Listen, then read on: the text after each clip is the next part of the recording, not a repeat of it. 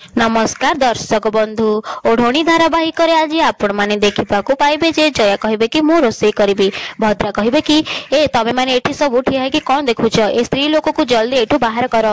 जीवन कहे कि जेजेमा एटा कौन ठीक है थरे तांको अवस्था देख तांको मानसिक अवस्था ठीक नहीं ए अवस्था जदि से बाहर को जाती आदि किसी असुविधा हो जाए ताहले जेजेमा थरे तांको स्वास्थ्य अवस्था ठीक हो जाऊ तापर तमे जहा कहबा कथा कहबो। भद्रा देवी कहे कि राणा तते शुभुनी ए स्त्री लोक को एठू जल्दी बाहर कर।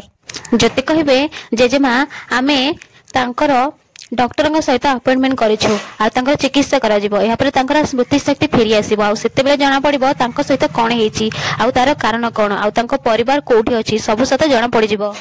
भद्रा देवी कहे कौन पाई मु कौन पाई ता पाई टंका खर्च करी। राणा कहे कि ए पागल टाकू घरे रखिछु सेटा कौन कम नुह जे आउ ता पाई चिकित्सा करबा को टंका खर्च करिवु आउ ता पाई टंका खर्च करि पारिबुनी। डॉक्टर अंश कहे माँ ठाकुराणी आ अंकल सहित मु सहमत। शुण ज्योति साइकियाट्रिस्ट सहित गले सी खाली टंका खर्च करेंगे आ छड़ा किसी नुह कि भी भल हेबनी।